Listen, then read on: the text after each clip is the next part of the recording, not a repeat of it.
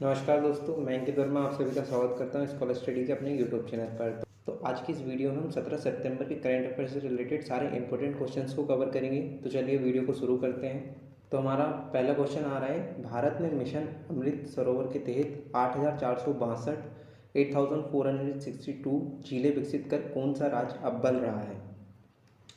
तो आपके ऑप्शन है तमिलनाडु, उत्तर प्रदेश, हिमाचल प्रदेश, कर्नाटक। तो इसका जो सही आंसर है वो है ऑप्शन बी, उत्तर प्रदेश। जल संरक्षण और संचयन के उद्देश्य से भारत सरकार द्वारा शुरू की गई अमृत सरोवर योजना में उत्तर प्रदेश देश में पहले स्थान पर है। प्रधानमंत्री नरेंद्र मोदी की ड्रीम प्रोजेक्ट अमृत सरोवर के तहत उत्तर प्रदेश कुल 8,462 झीलों का निर्माण हुआ है। तो इससे जुड़ी कुछ अन्य महत्वपूर्ण जानकारियां भी हम देख लेते हैं। देश में 13 एक्सप्रेस वे बनाने वाला पहला राज्य कौन सा बन गया है? तो इसका सही आंसर है उत्तर प्रदेश। इन पॉइंट्स को भी आप याद रखिएगा, इनसे जुड़े भी क्वेश्चन आपको एग्जाम्स में पूछे जा सकते हैं। उसके बाद आपका जो सेकंड पॉइंट है, जो राष्ट्रपति रामनाथ कोविंद थे, उन्होंने किस राज्य में संत कबीर अकादमी और अनुसंधान केंद्र का उद्घाटन किया है? तो उसका भी सही आंसर क्या है? उत्तर प्रदेश। और थर्ड पॉइंट है हमारा, किस राज्य में देश की पहली एजुकेशन टाउनशिप जाएगी? तो उसका आंसर भी आपका होने वाला है उत्तर प्रदेश। तो ये सारे इंपॉर्टेंट पॉइंट्स को भी आप देखिएगा। हम यहाँ पे एक क्वेश्चन के साथ में इससे जुड़े 5 से 6 क्वेश्चन आपको यहाँ पे सॉल्व करा रहे हैं। तो इन सभी इंपॉर्टेंट पॉइंट्स को भी आप ध्यान में रखिएगा। ये सारे पॉइंट्स इंपॉर्टेंट होने वाले हैं एग्जाम्स के नज़रिए से, तो इन सभी पॉइंट्स को अच्छे से याद कर लीजिएगा। जहाँ तक हो सके पेन एंड कॉपी लेकर ही आप इस वीडियो को देखिएगा और सारे इंपॉर्टेंट पॉइंट्स को नोट डाउन कर लीजिएगा। चलिए नेक्स्ट क्वेश्चन पर चलते हैं। क्वेश्चन नंबर 2, किस शहर द्वारा अखिल भारतीय राजभाषा सम्मेलन की मेजबानी की गई है? तो आपके ऑप्शन है भोपाल, लखनऊ, सूरत या जयपुर। तो इसका जो सही आंसर है वो है ऑप्शन नंबर सी, सूरत। सूरत में अखिल भारतीय राजभाषा सम्मेलन की मेजबानी की गई है। 14 सितंबर से सूरत के पंडित दीनदयाल उपाध्याय इंडोर स्टेडियम में 2 दिवसीय अखिल भारतीय राजभाषा सम्मेलन का आयोजन हो रहा है। तो इन पॉइंट्स को भी याद रखिएगा। चलिए क्वेश्चन नंबर 3 पर चलते हैं।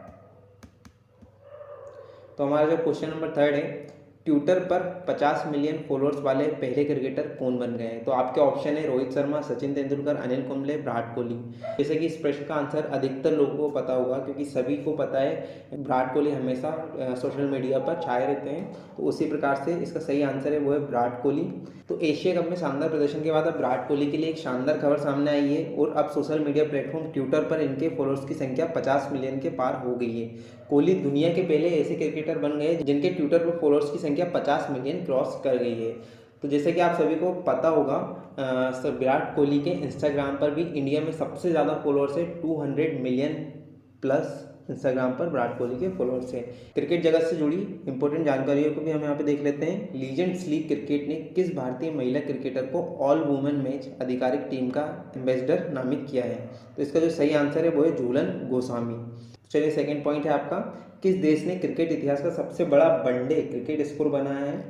तो वो है इंग्लैंड। इससे पहले भी इन्हीं का स्कोर था, इन्होंने अपने ही रिकॉर्ड को ब्रेक किया है और एक नया वनडे का स्कोर बनाया है।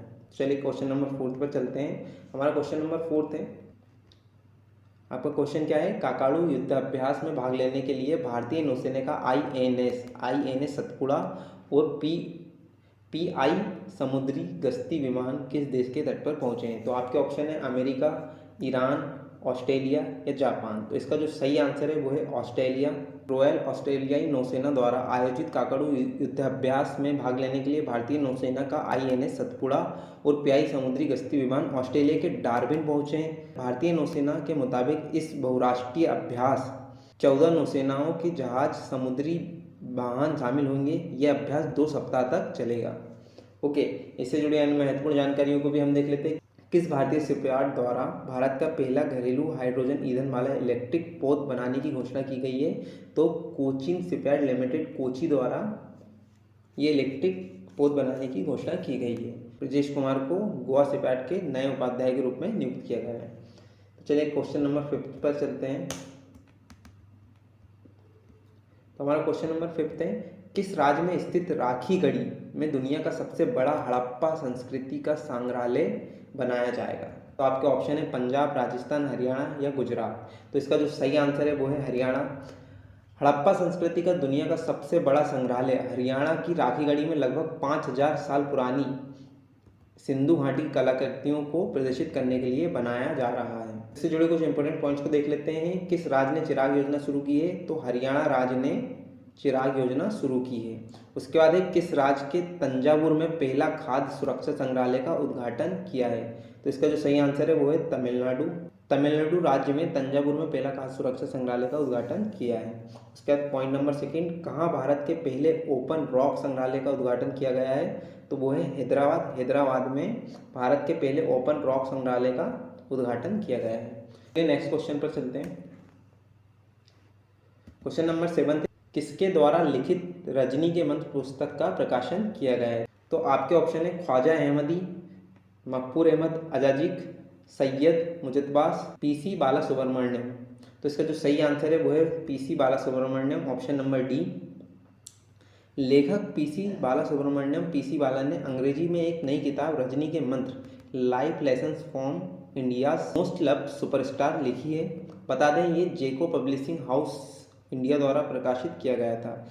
साल 2010 में उनकी पहली पुस्तक रजनी पंचतंत्र के बाद लिखी गई थी। रजनी की पंचतंत्र पुस्तक सिल्वर स्क्रीन पर रजनीकांत के हस्ताक्षर वाले बयानों को उजागर करती है।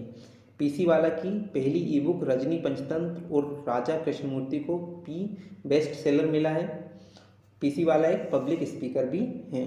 इनसे जुड़ी कुछ अन्य महत्वपूर्ण जानकारियों को भी देख लेते हैं। तो किसके द्वारा लिखित पुस्तक Indian banking in retrospect 75 years of independence नामक पुस्तक लिखी गई है? तो डॉक्टर आशुतोष राराविकार के द्वारा Indian banking in retrospect and 75 years of independence नामक पुस्तक लिखी गई है।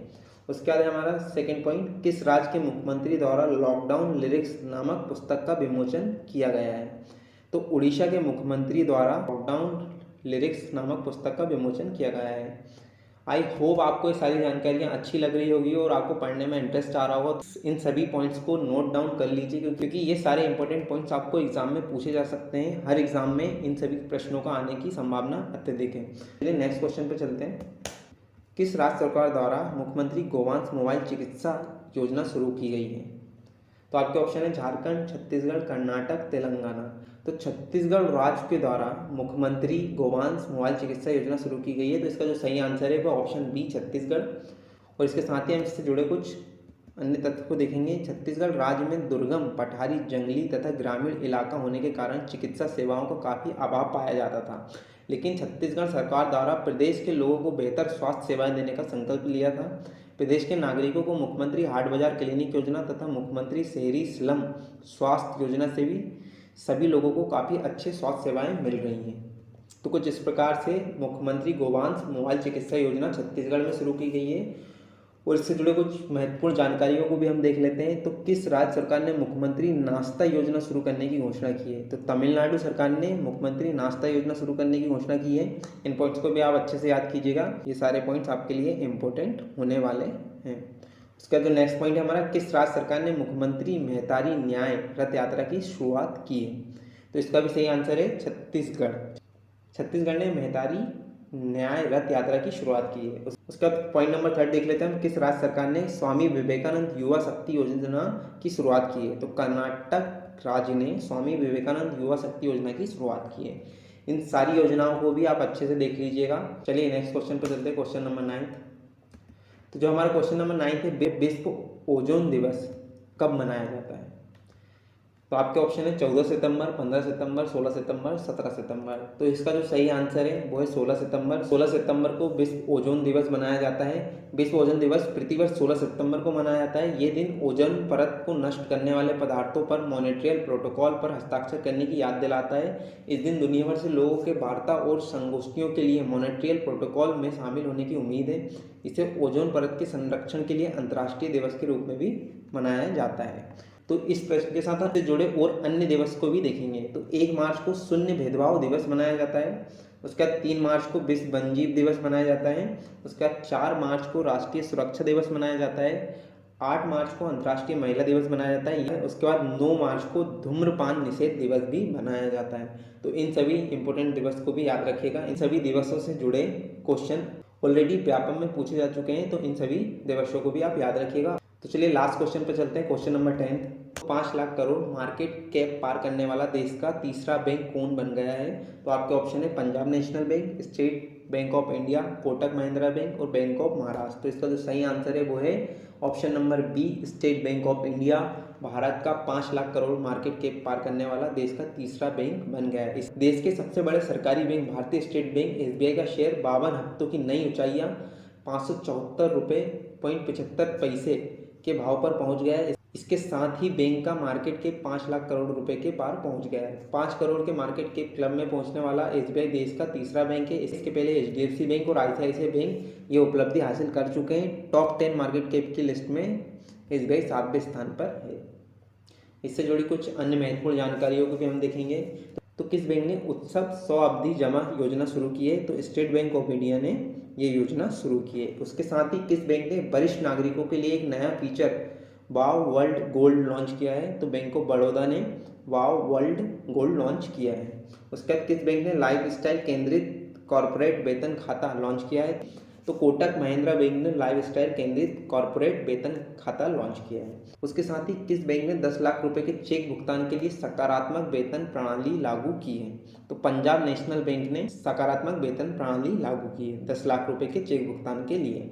ठीक है, तो इस प्रश्न से जुड़े ये सभी इंपॉर्टेंट पॉइंट्स को आपको याद रखना है। इनमें से किसी भी इंपॉर्टेंट पॉइंट से आपसे क्वेश्चन पूछा जा सकता है, तो इन सभी पॉइंट्स को अच्छे से याद रखिएगा और इन सभी प्रश्नों की अच्छे से प्रैक्टिस कीजिए और इनको कॉपी में नोट डाउन कीजिए, जिससे कि आपकी प्रैक्टिस होगी और आपको अच्छे से क्वेश्चन याद हो जाएंगे। अगर भविष्य में किसी भी एग्जाम में इन क्वेश्चन से रिलेटेड कोई भी प्रश्न आता है तो आप उसे आसानी से हल कर सकेंगे। तो हमेशा की तरह आपके लिए एक क्वेश्चन है, इस क्वेश्चन का आंसर आप सभी को देना है कमेंट बॉक्स में।